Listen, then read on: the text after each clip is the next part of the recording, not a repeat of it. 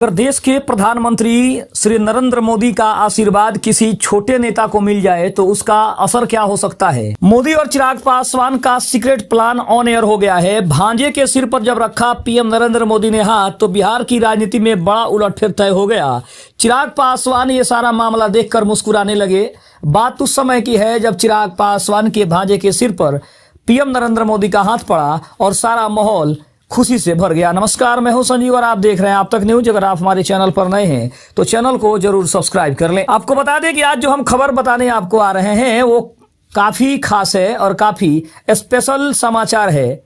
आज हम बात कर रहे हैं बिहार की राजनीति की, जहां लोक जनशक्ति पार्टी रामविलास के अध्यक्ष और केंद्रीय मंत्री चिराग पासवान के भांजे सीमांत मृणाल के राजनीतिक लंच ने सुर्खियां बटोरी है। ये घटनाक्रम न सिर्फ चिराग पासवान परिवार की राजनीतिक विरासत को आगे बढ़ा रहा है बल्कि प्रधानमंत्री नरेंद्र मोदी के आशीर्वाद के कारण भी एक बड़ा राजनीतिक संदेश बन गया है। सबसे पहले उस तस्वीर को देखते हैं जिसने पूरे सियासी गलियारों में हलचल मचा दी है। यह तस्वीर बिहार की एक जनसभा की है जहां प्रधानमंत्री नरेंद्र मोदी युवा सीमांत मृणाल को हाथ जोड़कर आशीर्वाद देते हुए दिखाई दे रहे हैं। इसका मुख्य अगर आकर्षण की बात करें तो प्रधानमंत्री मोदी और सीमांत मृणाल के बीच का यह सद्भावपूर्ण क्षण एनडीए गठबंधन में चिराग पासवान की बढ़ती अहमियत को सीधे तौर पर दर्शा रहा है। तस्वीर के ऊपरी हिस्से में लिखा है, हंसने लगे चिराग। यह मुस्कान सिर्फ खुशी की नहीं बल्कि राजनीतिक जीत और उनके युवा भांजे को देश के शीर्ष नेतृत्व से मिले समर्थन की भी प्रतीक है। सीमांत मृणाल दिवंगत रामविलास पासवान के दामाद के पुत्र हैं और चिराग पासवान के भगिना यानी भांजे कहलाते हैं। यह पासवान परिवार की तीसरी पीढ़ी का राजनीति में औपचारिक प्रवेश है।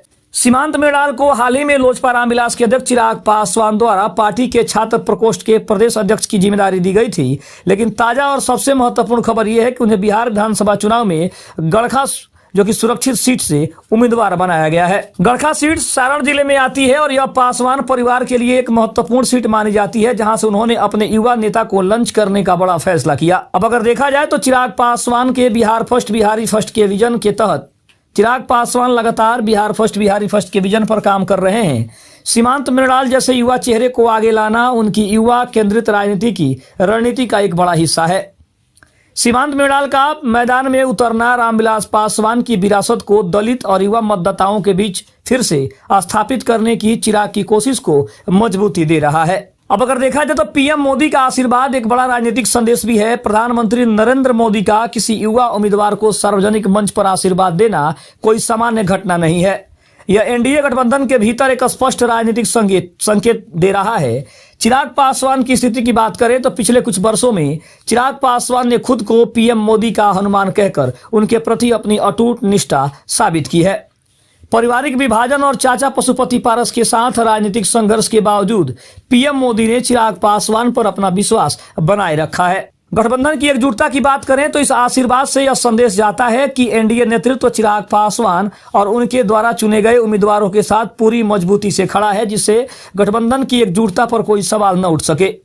बिहार चुनाव पर अगर असर की बात करें तो सीमांत मृणाल को मिला यह सार्वजनिक समर्थन न केवल गड़खा सीट पर बल्कि पूरे बिहार में पासवान समुदाय और युवा मतदाताओं के बीच लोजपा रामविलास के पक्ष में एक सकारात्मक लहर पैदा कर सकता है। अब अगर इसके ऊपर विपक्ष की प्रतिक्रिया और सियासी घमासान की बात करें तो एक ओर जहां एनडीए खेमा काफी उत्साहित है, वहीं दूसरी ओर विपक्षी दल खास करके राष्ट्रीय जनता दल के नेता तेजस्वी यादव ने इस लॉन्च पर भी अपना तंज कस दिया है। विपक्षी दल अक्सर चिराग पासवान पर वंशवाद को बढ़ावा देने का बड़ा आरोप लगाते रहे हैं, क्योंकि उन्होंने अपने भांजे और बहनोई अरुण भारती जो कि जमुई से लोकसभा के सांसद हैं उनको भी टिकट दिया था और इसके ऊपर भी तेजस्वी यादव ने बड़ा तंज कसा है। तेजस्वी यादव ने सीमांत मृणाल के पिता पर तंज कसते हुए उन्हें जीजा दामाद आयोग का अध्यक्ष बताया था। हालांकि चिराग पासवान ने इन आरोपों को यह कहकर खारिज कर दिया कि यह उनकी पार्टी का आंतरिक फैसला है। चुनावी टक्कर की बात करें तो गड़खा सीट पर सीमांत मृणाल को एक मजबूत चुनौती का सामना करना पड़ सकता है, लेकिन पीएम मोदी और चिराग पासवान की लोकप्रियता उन्हें एक बड़ा लाभ भी दे सकती है। ऐसी भी अब जो है वो बड़ी संभावना जताई जा रही है। अब देखा जाए तो इस घटनाक्रम से यह स्पष्ट है कि बिहार की राजनीति में चिराग पासवान अब एक प्रमुख शक्ति बन चुके हैं। सीमांत मृणाल जैसे युवा चेहरे का उदय बिहार में युवा नेतृत्व की बढ़ती मांग को पूरा कर रहा है। विरासत की लड़ाई की बात करें तो चिराग पासवान अपने पिता रामविलास पासवान की विरासत को सफलतापूर्वक बचाते और आगे बढ़ते हुए दिखाई दे रहे हैं। एनडीए के मजबूत आधार की बात करें तो पीएम मोदी का यह समर्थन यह सुनिश्चित करता है कि चिराग पासवान आगामी चुनावों में एनडीए के लिए एक अहम और निर्णायक कारक बन सकते हैं और आगे बने रह सकते हैं। दूसरी तरफ पासवान परिवार की नई पीढ़ी के राजनीतिक लंच और उन्हें मिले प्रधानमंत्री के आशीर्वाद पर हमारा जो ये विस्तृत विश्लेषण है। दूसरी तरफ अगर हम बात करें तो आगामी विधानसभा चुनाव की अगर बात करें तो ये भी स्पष्ट है कि चिराग पासवान ने जो ये युवा दांव खेला है, इससे एक बात स्पष्ट है कि युवाओं के बीच जो उनकी लोकप्रियता है वो कहीं ना कहीं चिराग पासवान को काफी लुभाने का काम कर रही है। और ये देखकर विपक्ष कहीं ना कहीं इस पे सबसे ज्यादा तंज कस रहा है, क्योंकि विपक्ष को ये बिल्कुल उम्मीद नहीं थी कि चिराग पासवान अपने भगने यानी अपने भांजे सीमांत मृणाल को गड़खा सीट से उम्मीदवार बना सकते हैं। क्योंकि युवा के आने से जहां एनडीए अपना युवाओं के प्रति जो उसकी जो समर्पित जो भाषा है या फिर अगर बात करें उसके समर्पण की, तो जिस तरह से एनडीए युवाओं को आगे बढ़ाने का काम कर रहा है उसी विजन को चिराग पासवान भी अपनी पार्टी की तरफ से आगे बढ़ाने का काम कर रहे हैं।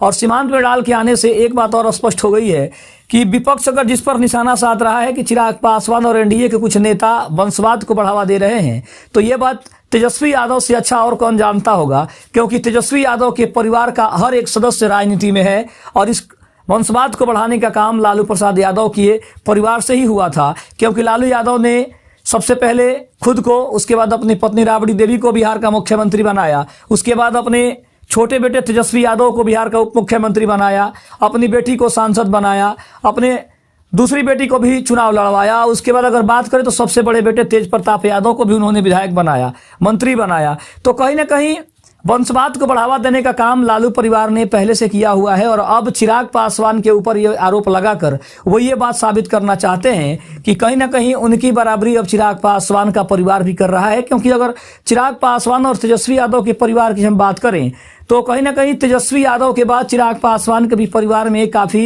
नेता बने। क्योंकि रामविलास पासवान की बात कर ले, उनके बेटे चिराग पासवान की बात कर ले, उनके चाचा अगर रामचंद्र पासवान की बात कर लें, या फिर हम पशुपति पारस की बात कर ले, उनके भतीजे अगर हम बात करें प्रिंस पासवान की बात कर ले, तो कहीं ना कहीं ये वंशवाद जो है वो बिहार की राजनीति में काफी अहम मुद्दा रहा है और शुरू से लेकर अभी तक इसमें और बढ़ोतरी देखी गई है। क्योंकि अगर हम बात करें बिहार के मुख्यमंत्री नीतीश कुमार की, तो कहीं ना कहीं नीतीश के परिवार से अभी तक ऐसा कोई नहीं है जो बिहार की राजनीति में एंट्री किया हुआ हो। हालांकि उनके बेटे निशांत कुमार की एंट्री होने की बात कही जा रही है, हालांकि विधानसभा चुनाव लड़ने की भी उनकी बात कही जा रही थी, लेकिन कहीं ना कहीं नीतीश कुमार ने उसके ऊपर कुछ विशेष ध्यान दिया नहीं और ना ही उनका कोई अहम जवाब ही आया जिससे ये कयास लगाया जा सके कि वो अपने बेटे निशांत कुमार को राजनीति में लाना चाहते हैं। हालांकि पार्टी चाहती थी, जरूर चाहती थी कि उनके बेटे निशांत कुमार बिहार की राजनीति में एंट्री करें, लेकिन निशांत कुमार ने खुद मना किया कि भी बिहार की राजनीति में आने का या फिर चुनाव लड़ने का उनका कोई ऐसा प्लान नहीं है। जब कोई प्लान बनेगा तो इसके ऊपर विस्तार से बात करेंगे। तो कहीं ना कहीं एक दूसरे पर आरोप प्रत्यारोप ये दोनों नेता जो लगा रहे हैं, ये अगर देखा जाए तो दोनों इन मामलों में काफी आगे हैं, चाहे हम चिराग की बात करें या फिर तेजस्वी यादव की बात करें। लेकिन सीमांत मृणाल और पीएम नरेंद्र मोदी का दिया हुआ आशीर्वाद ये कहीं ना कहीं बिहार में चर्चा का विषय है और शायद चिराग पासवान को भी ये सारी चीजें देखकर काफी खुशी महसूस हो रही है। खबर कैसी लगी कमेंट में जरूर बताइएगा। तब तक के लिए धन्यवाद। जय हिंद, जय भारत।